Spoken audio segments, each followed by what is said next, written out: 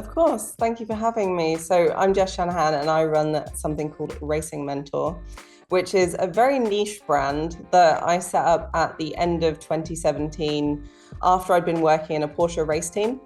So I had the pleasure of working with Turn 8 Racing, which was my own brand at the time, and two fantastic drivers with a Porsche 924 in the Porsche series on the BRSCC. And it was during that time, got a ton of sponsorship for the car and we were doing really, really well. But loads of people were coming to us saying, how are you doing this? How are you able to do this? And I realized that not many people knew how to get sponsorship. And with my background in sales and marketing, I was like, right, I need to set up something. And that's kind of how Racing Mentor came to be. And essentially what we do now is we provide training and courses and coaching to racing drivers and other athletes who are looking to build their business skills and gain sponsorship to go racing.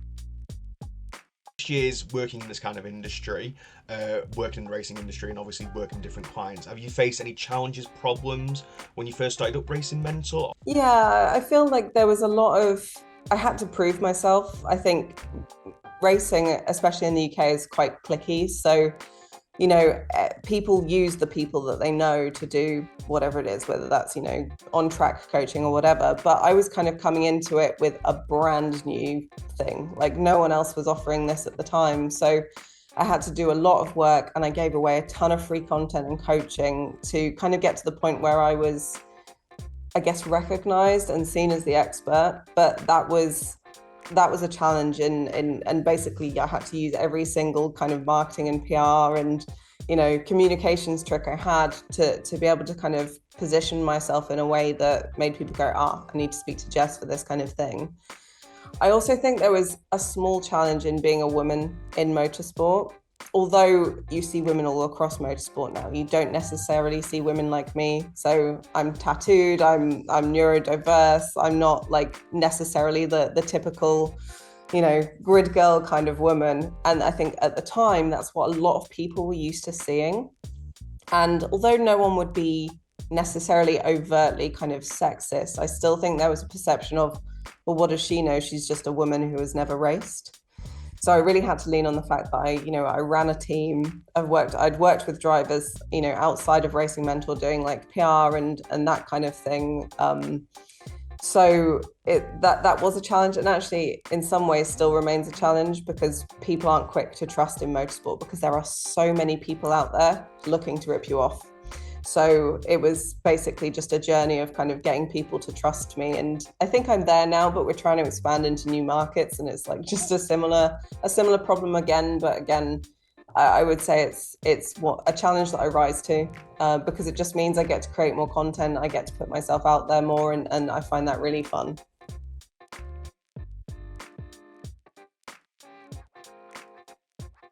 What was the actual reason that drove you to establish a diverse and inclusive environment for motor racers? So it almost happened by accident. And then when we kind of realized what was happening, we were like, we need to kind of run with this. We're creating a safe space for people that motorsport didn't necessarily otherwise have. But I think just being a woman, again, alternative, neurodiverse, and creating content in a very kind of safe and accessible way, I think that drew people to us that also didn't feel like they necessarily fit within the very white, male, young, rich, demographic that motorsport usually attracts. So at one point we were kind of, we were looking at our audience and we realized that we had a much higher proportion of LGBTQ, neurodiverse and people of color, within our audience than the normal motorsport averages.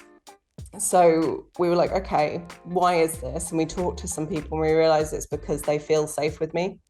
Whereas I don't know if it's necessarily the case that there are other environments where they don't feel safe, but I think they just saw a part of themselves within me.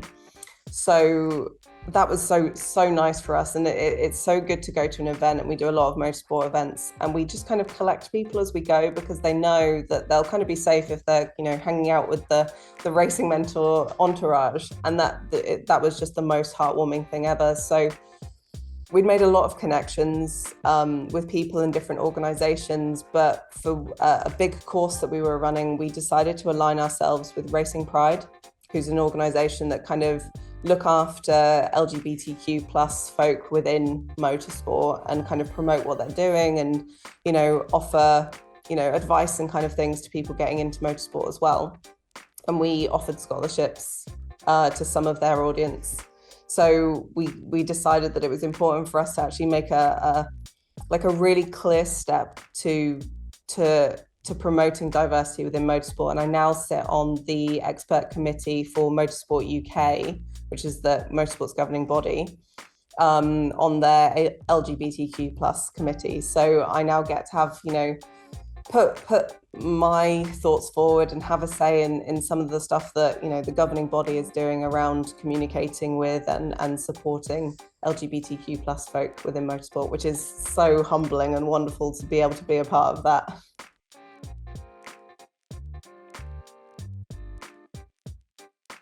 Like you said, you've built up this trust with people. What advice would you give to someone who does want to create a diverse, inclusive environment? Maybe not necessarily even in racing, but just anywhere. I think it's about listening to your audience and listening to the people who are maybe in the minorities that you're tending to attract, or that you want to reach or to speak to, is listen to them. I think that's the best thing you can do. I think there's a tendency to, this all comes from a really nice place, but a lot of people go, right, we want to create a diversity and inclusion policy, and they do so without the input of the people that will be affected by that. And I think it's really important to listen to those voices and include those voices, which is why it's great that Motorsport UK has, you know, an LGBTQ plus committee. It's why it's great that, you know, there are organizations like Racing Pride out there. I think regardless of what industry you're in, it's important to go out and speak to those people, just to kind of find out what are the challenges that they're facing, and how can the work that you're doing within business support those people, help provide solutions, or just give them a platform in which to be seen and heard, which is often a big part of the issue, is that, you know, when you're in a minority, and especially if you're in an industry that's, say, very white male dominated like motorsport is, just having a platform where you can get your voice across is really important.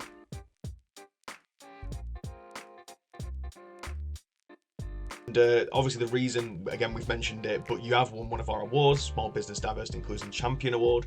Why did you choose to enter our award specifically? So we really wanted to start pushing like the Racing Mentor brand outside of motorsport. And we came across the business awards and we thought, you know, this looks like it fits what we do. And to have a diversity and inclusion champion award, we're like, oh, how great would it be if we could win something like that? Because it basically broadcasts to not only to motorsport, but the wider kind of world that, you know, we're a serious business. And there are a lot of, you know, people in motorsport doing things more casually, and that's totally fine. But we kind of wanted to make a point to say, no, we are a business. We're, you know, we're a team of people. We're doing this, but we're also doing it for good reasons, and we want to champion people who might not otherwise have a voice in the industry. Since winning the award, has that affected your business? Have you seen more diverse people coming in? Have you seen more word of mouth about it? What would you say? I think it's still early days in terms of how this win is going to affect us, but the attention has been really exciting. So we've had a lot of people kind of coming to us saying, wow, you know, you've won an award, that's amazing. So I think it's helping people who are already in our audience to kind of realize that we are bigger than just me. Because I am, you know, the face of the business, and I'm the one doing the coaching, and I'm the one standing up and giving the talks. I think it's easy to forget that it's not just me doing this from, you know, a bedroom somewhere. You know, we're a proper business with a team of people, and we're doing this for the love of motorsport. And we're kind of really committed to, doing this in a way that's clear and serious. And I think an award win kind of helps show people that. And I think we've seen a lot of that on our social channels with the things people have been saying. It's all been really positive. So I'm excited to see how far this can go. Would you recommend Business Awards UK to any other businesses? And if so, why? Yeah, so the whole kind of sign up process or the application process was really straightforward. We had a lot of fun kind of putting together our application, and then just being shortlisted was exciting, and being able to get graphics for being shortlisted, but then also an easy to use graphic for to promote the award win was really good. And that's kind of where a lot of our immediate social traffic came from this. So I'd certainly recommend it for that. Like you said, you wanted to create a more inclusive environment, but what is the next big step for yourself in the business? Like, do you have any big plans ahead, or what does the rest of 2023 and 2024 look like? So we're actually doing something really exciting. So at the end of 2018, I released a book called Get Paid to Race. It's been sold in every continent except Antarctica, it shouldn't be annoying to me, but that is. So if there's anyone in Antarctica who wants to go ice racing and needs a book, I'll just send you one. But that's been now out of print twice. We've had to do 2 extra print runs on it.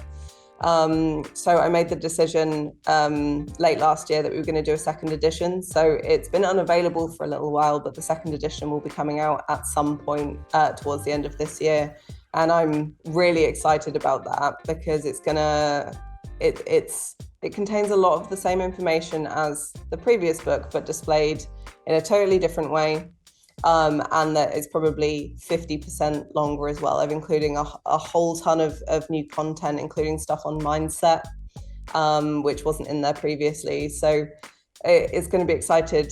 It's going to be super exciting to kind of see how that's received. And we've been in a pre-order phase now for about a month. So we've already pre-sold a bunch of the books. So it's nice to see that, we're starting to generate that excitement for when it comes out in the last couple of months of the year. Fantastic. No, that's great. And if they want to find the book or find Racing Mentor, or if they are obviously a diverse person who loves racing, want to find it, where can they find you at, Jess? So I'm on pretty much every social platform, just at Racing Mentor. Or there's tons of information, free resources, and a link to the shop where you can buy the book or pre-order the book at racingmentor.com.